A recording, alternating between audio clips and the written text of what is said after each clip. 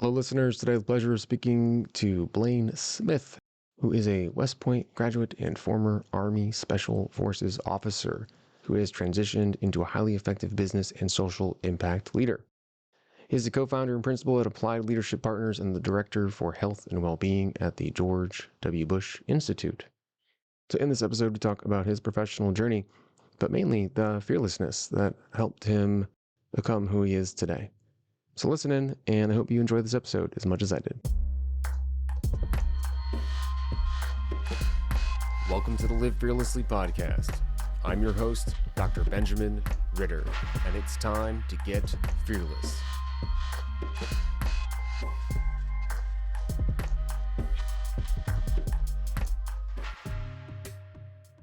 So, Blayne, we were just chatting about how it's important to get out there, experience, get a taste of life, maybe even go track some lions. But I'd love to hear kind of like what were some of those, maybe what was one of the top moments for you and where you feel like you were tracking some lions or tasting life? Probably the biggest single decision I made that involved some risk, but I felt compelled to go down the path was the decision to go to Special Forces assessment and selection. Uh, I'd been in the Army for a few years. I'd been reasonably successful. I'd gone over to Iraq in 2004 and was a scout platoon leader. And I liked my job. I liked my soldiers, but my days of being kind of on the front lines leading soldiers was coming quickly to a close. And I had a chance to work with some special forces guys over there that I was really impressed by their maturity and their capability. And I was at a bit of a fork in the road where I could continue on that path. I could potentially get out of the Army, but I just felt really compelled uh, to give it a shot. And I couldn't probably explain it in rational terms. Then I just felt like I needed to pursue that path. That something was really pulling me toward it. And it involves some risk for me because it's a long, kind of arduous journey. There's a pretty high chance you're going to fail or wash out at some point. And I think most people, myself included, are not super comfortable with trying something that's got a reasonably high chance of failure, however you define that. But I just couldn't shake it. And I think for me, that's a lesson I've taken with me throughout the rest of my career is that if things keep bubbling up, if you keep thinking about things, if you feel pulled towards certain things, even if you can't explain it in dollars and cents or return on investment or whatever, it's worth at least pursuing. And so that one was great because it got me into a different path in life and introduced me to a lot of wonderful people. But it also taught me a really valuable lesson, I think. Mm-hmm. You reflect back on the things in my life that I thought, oh, I should really try that. Just plants a seed that never goes away and just a little gets watered a little bit throughout your life. You're always like, oh man, I really should have tried that. And so you never have the opportunity to say, oh, I did try that. And I did learn from that. And no matter what happened from it, it now has opened up kind of a whole new avenue. And what did that risk, what doors did that open for you? Well, lots, I think, in retrospect. I think initially it opened me up to the opportunity to really challenge myself. And most importantly, it opened me up to the opportunity to serve at that level. One of the things I talk to people all the time about that are interested in going that path, or if I talk to young people that are interested in the special operations community, I always say, like, you should be really, really clear about what that job is. Like, do you really understand what those people do for a living and what your life is going to be like on a day-to-day basis? And if you want more than anything in the world to do that work, then getting through the process of getting on a team is doable. But if you want to just kind of test yourself, if you want to challenge yourself, if you just want to try something different, if there's some prestige involved or whatever, you're going to have moments along the way that are too hard. Uh, for that to be what's buoying you. You really have to want to do the work. And so the most important thing about that process was it gave me the chance to go and do that work, which was very powerful and meaningful for me. The second thing is just the people that I got a chance to do it with. I mean, there are people that I'm still very close with in my life from 15 years ago or more that I served with in that community. You just have a chance to meet incredible people. Um, and as you get older in life, I'm 46 now, so I'm not an old guy, but I'm certainly older. Um, the things that I cherish the most are the friends that I made at places like West Point or in the special operations community. You just can't have enough good people in your life. And sometimes when you pursue these really difficult and narrow paths, you find fellow travelers that are also people who are willing to pursue very difficult and narrow paths. And those are great people to have on your team for the rest of your life. Mm. I mean, there might be some people listening that think they want to go down a narrow path, but be kind of concerned about falling off the ledge. Like yeah, it's a little scary to let go of some other opportunities. Um, how how did you feel comfortable, kind of investing in that specific niche?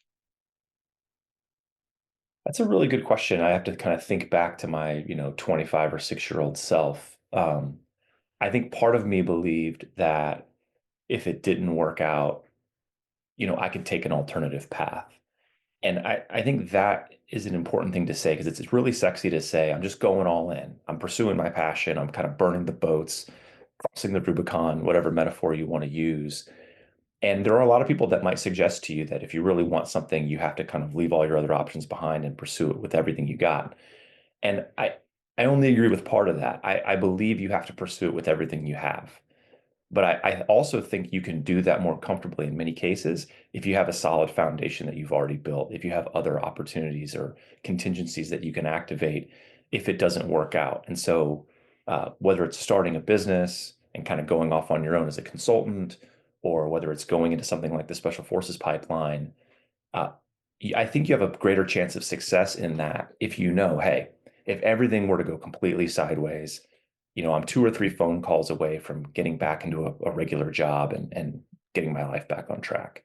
Or in my case, if I wash out of the Special Forces pipeline at some point, it's going to sting my pride a little bit, but I could make 1 or 2 phone calls, get myself back to Fort Hood, become a company commander in the cavalry, and could still have a great career. Or I could, leave the Army, go to business school, kind of start my life fresh. So I think it's actually kind of both. I think on one hand, you don't want to keep your options open all the time ad infinitum, right? Because there's no real value in just having a lot of options. At some point, you have to exercise an option and pursue something with real energy.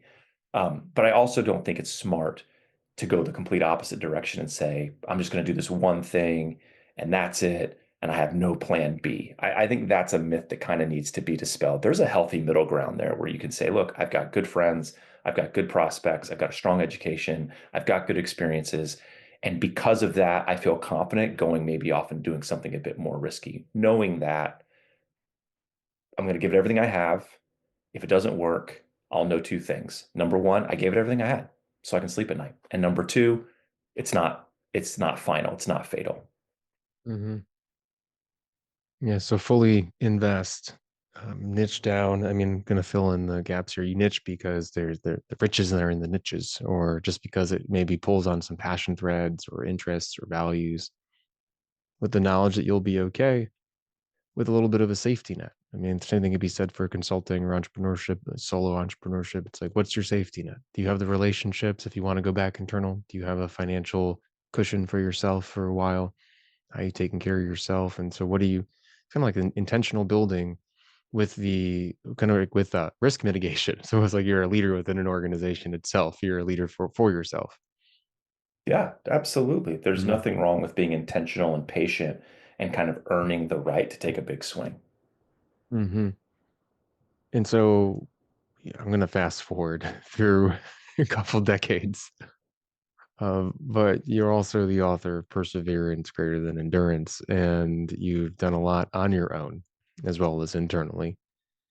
What kind of inspired the entrepreneurial spirit within you? Yeah, I never would have picked myself to be a small business owner or an entrepreneur or whatever you want to call it when I was younger. I always thought I would become like an engineer, get a job at a consulting firm or do that kind of path. But I've always had a fairly independent streak. I've always liked to have a real agency over the culture of my organization or how I want to live my life. And really what happened is I got out of the Army in 2010 and I went to work in corporate America because I thought that's what I was supposed to do. And it was a way for me to pay my mortgage and move forward in life. So I went to work for a big healthcare company. I got into outside sales as former military guys do sometimes, and I was pretty good at it. So I learned to sell. and I got a good hard look at what corporate America looked like. And it was good and bad. So I realized pretty quickly, like, this is just not where I want to spend the next 30 years of my life. Nothing against people in corporate America or big businesses. It just did not feel right for me. I could tell right away this is not what I'm going for long term. But I also was able to gain a lot of really important skills and experience while I was there. So it was of great benefit in those ways. And then a guy that I had served with in the Army had founded a nonprofit called Team RWB. It was a veteran serving organization. And it's a longer story, but they basically asked me if I would consider quitting my job and being the first employee of this organization. So I would get a relatively small salary, but I'd have something, and I'd have the opportunity to build this thing.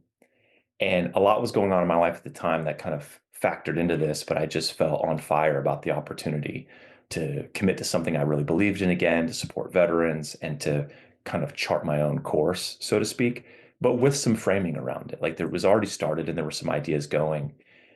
And that experience over the next 5 years as the executive director, as the CEO of that nonprofit, we went from being, just me to a few years later, we had 35 employees. We went from like 400K in revenue to 9 million. And it became this big explosive movement across the country in the veteran space.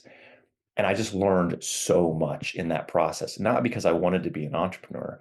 I just wanted to do this very specific thing that my friend had asked me to do. And in the process of doing that, I had to learn all these things. So I had to recruit people. I had to build operational systems. I had to raise money and do business development.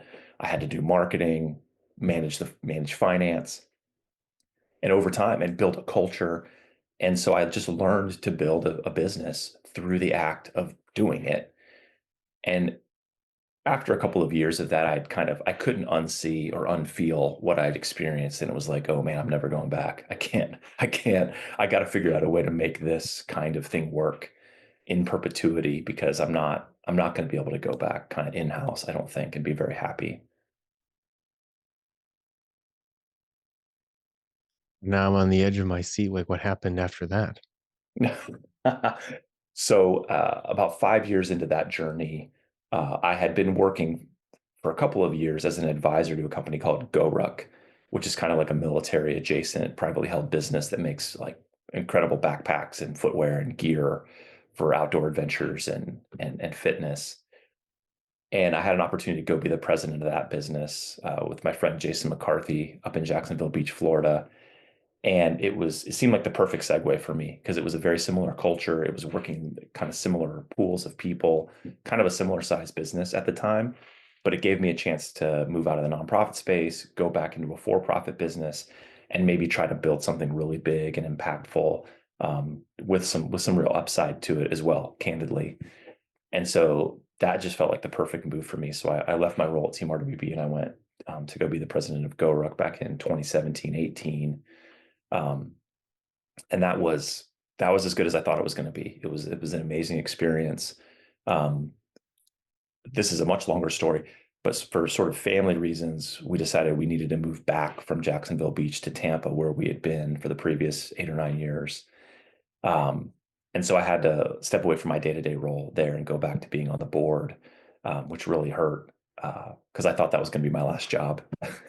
But I learned a ton there. It was an amazing experience. I still love those guys. They're crushing it without me. So clearly, clearly it was okay for me to step away. And that really kind of opened up the chapter of my life that I'm in now. Wow. Um, how important is it? Well, I'm gonna stop because one of the things that sh- shined from what you just shared was find someone that will pay for your lessons. And sounds like with the nonprofit kind of opportunity, being the executive director, you learned how to create your own business. You learned about entrepreneurship without having to kind of be out completely on your own. And then through that, though, how did the opportunity with GoRuck come about? It was really just an evolving relationship. So they'd invited me to be on the board of advisors, and I'd been to some meetings, and I had a chance to really look at their business and get to know the founder and spend some time with him and his family. And I don't remember exactly how it happened, but it was basically kind of a mutual conversation I think that we were both wanting to have. And I called Jason one day and I just said, hey, what do you think about this? I really believe in your business. It looks better up close than it does from far away, which is very rare. I think you're at an inflection point where you've got amazing products and an amazing brand. We just need to build an amazing business now to match that. And I think I can really help you. What would it look like for me to maybe be your partner in this? And I think candidly, he was sort of preparing to have that conversation too. And so we just then had a few more conversations and mapped out what that might look like. Hmm. And then sometimes though, you think you're in where you need to be for your career, but other things pop up, other important values and needs that are going to cause you to kind of pave a different path forward. And so you've had to move, step down, become an advisor. And so then what happened now professionally within your world? What are you creating? Yeah, this is an important kind of lesson for me. We left that role and came back to Tampa, and I had no plan because it was sort of a family driven move, and I knew enough to know I couldn't just like throw my resume out there and try to get any old job. Like I couldn't panic because I knew that if I got into some just job that I felt like was only a job, I was going to be very unhappy very quickly because I'd seen enough to know what it looks like to have a job you really love and care about and be part of something. And so what I did was I made a lot of phone calls and sent a lot of emails to people that I'd met. And part of it was kind of prospecting and trying to see if I could gin up an opportunity. But most of it was genuinely just trying to talk to people who I felt like knew me and had worked with me just to say, like, what should I be thinking about? What might work for me? Is there anything I should be looking at that I'm not thinking about? You've worked with me. What's your perspective on what I'm good at? And I had lots of ideas. Then I worked pretty diligently for a while in the process of kind of buying a business, sort of this entrepreneurship through acquisition or search fund type thing. I thought, man, I could buy kind of a blue collar business and do that, which I still think is a great path for a lot of people. But really, what happened was my phone would ring and someone would say, "Hey, what are you doing right now? Are you really not doing anything?" And I'd say, "No, not yet." And they would say, "Would you mind helping out for a few months as a consultant on this for us?" And I would say, "Okay, yeah, sure, great." So I just said yes to a few things. And then before I knew it, in literally maybe 5 or 6 months, I had like 6 or 7 clients. And I had more work than I could handle. And I had to run an office downtown with a giant whiteboard and a bookshelf so I could sort of get my act together and make good on all my commitments as a consultant to all these various organizations. And I realized pretty quickly, I was like, oh, I don't have to go chase a job, so to speak, because I've got plenty of work. It's plenty of income. I have a lot of independence. I'm just going to do this for a little while and I'm going to sit on a big fat hanging curveball that I can hit out of the park if it comes along. And if not, I'll just keep doing this until something evolves. And that big opportunity never showed up. No one ever called me and said, "Hey, we want you to join our private equity firm," or "Hey, we want you to do this," or "We want you to come be the COO of this thing," which I kind of thought would happen. I had some decent offers, but the kind of the big thing I was looking for never showed up.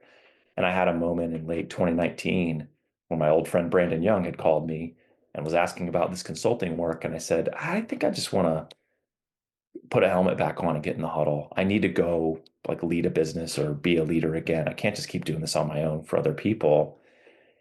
And we had then a longer conversation about what it might look like just to do leadership development and to do it together and maybe build a real business, starting with the two of us.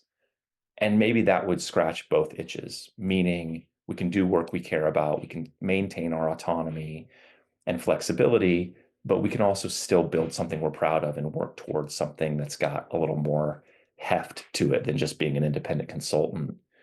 And that's where Applied Leadership Partners was born. We decided that that's what we wanted to do, and we set about doing that early 2020. We launched our website, had our first few clients booked up on March 17th. And then like 2 days later, the world shut down for COVID. And we were like, oh, okay, this is going to be a little bit more of an interesting ride than we thought, but we were able to stick it out.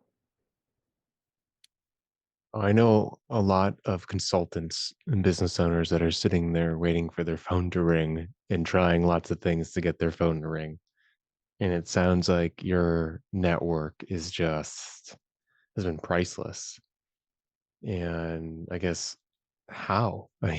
It's like, what have you done to create this gold throughout your career? Um, so I would like to think, like, false humility aside, I would say I like to think that it's because I've done a very good job at all the jobs I've been asked to do, and I've been good to people along the way. And I'm not a good networker. I'm not good at asking for help. I don't know a lot of famous people or super wealthy people, but I've taken all my jobs pretty seriously. So, when I was a tank platoon leader, I tried to be a really good tank platoon leader. When I was a scout platoon leader, I tried to be the best scout platoon leader. And when I was a Green Beret, I tried to be the best Green Beret I could be. And I wasn't always the best at everything. And I failed at things. But even when I was a sales rep at Quest Diagnostics, I was really good at it because I worked hard at it and I tried to be nice to people along the way. And so when I finally got to a moment when I needed some help, two things worked in my favor. One was I had been good to people and done a good job along the way. And the other was I was willing to ask for help. And I think when we talk about a network, it's not about favors and quid pro quo. And it's not about like having people that are super high in the pecking order that are going to pull you up someday.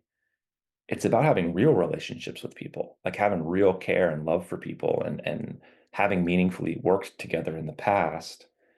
And then having the humility, I think, at times to call them up and say, hey, I could use some help here. What do you think? Um, and what I found in 2018 was that people were incredibly generous to me. And of all the people I talked to, none of them really said, hey, I got you. I'm going to pull you into my company. But they had good ideas. They had good thoughts. They introduced me to people. And then eventually, one organization, the Bush Institute, said, come help us out. We hang a shingle, come help us out for a few months. And that gave me the confidence to kind of keep going from there. But there's just no magic bullets. You have to really start early. If you were waiting to build a network or, you know, build good relationships with people when you start needing help, it's too late. Yeah, I'm seeing a lot now, a lot of people networking and saying, well, no one's helping me or no one has opportunities. And it's like, hold on, it's a little bit of a take mentality. I know that you need something right now, but it's not every single person. It's the one serendipitous opportunity that's going to come from the multitude of people that you've touched base with over the past, over your entire career. But you have to be willing to reach out and talk to them and probably show up authentically. Uh, how did you know who to reach out to, or how did you make that selection? I think it was mostly I was probably doing some sort of mental calculus and I wasn't calculated about this. I just kind of intuited my way to it, but it was people that I respected that I felt like had a good view of the world and kind of the market, but also had a pretty good view of me. So it was, people ranging from like my roommate at West Point to, people who I'd worked with when I was in corporate sales to people who worked for businesses that supported our nonprofit, like Amazon or Microsoft or something like that, all the way up to the secretary of the VA, who I'd had a chance to work a little bit with and was a very influential person. But it wasn't targeted toward people who I thought could give me an opportunity. And it wasn't targeted toward people who I thought would tell me what I wanted to hear. It was sort of this combination of people that um, you need to know me well enough to have some realistic perspective, but also like you're at a perch or at a place where you can see the broader landscape too, because maybe you can see how I fit into that. Mm-hmm. Mm-hmm. And I want to go back because I don't want to skip over the fact that you launched your business and it was 2020. And that's maybe where the network might be helpful or useful. How did you manage now as a business owner team to navigate kind of that environment? Yeah, this is really the root, the initial kind of kernel of the idea of the book and our exploration into this idea of perseverance and distinguishing it from endurance. The pandemic really brought this front and center for us because we were having to do this within our own little business, but we were also starting to get the chance to work with much bigger and more established businesses that were going through some of the same challenges. And the first thing we did was just to take a deep breath. And we were very lucky in that we had a couple other little things going on the side, so we weren't going to go broke. Our wives both had jobs. So like we just had to take a breath and say, let's not panic. Let's stick with it. The mantra that we assumed early in the pandemic was respect the situation, be generous. And so we started thinking like, what can we do to be helpful to people in this moment, even if it's not like for some monetary exchange? And so we just started keeping our minds busy and developing ideas. And we wrote a lot of blog posts. We did kind of free, 30-minute or 60-minute whiteboard sessions with people just to like, if you're jammed up right now and you just need someone to talk to and kind of war game something, get on our calendar and we'll do it. And it was free, And then we did some talks with teams over Zoom that were like for, I don't know, 500 or $700. Like, could you just come in and talk to my team? And we're like, okay, sure. And we just kind of incrementally started doing these things. And slowly but surely, we started getting a little bit kind of better gigs. We started getting more robust relationships with clients where they were like, oh, that was helpful. Could you also talk to our sales team? Or could you put together a program of instruction that's going to help our people better communicate with one another in this new landscape? And so we just kind of grew alongside a lot of our partners, if you will, and just took it one step at a time. We had a few things we felt like we really believed in and we wanted to offer to people, but we let the market really speak to us. And we asked people, what are you wrestling with right now? What's working well? What's not working? What can we help you with? And if they asked for something that we genuinely thought we could help with, we would say, yes, we can help you. And then we would go into the lab and we'd say, okay, what do we really think about empowerment? What does that really mean? How can we help this team understand this?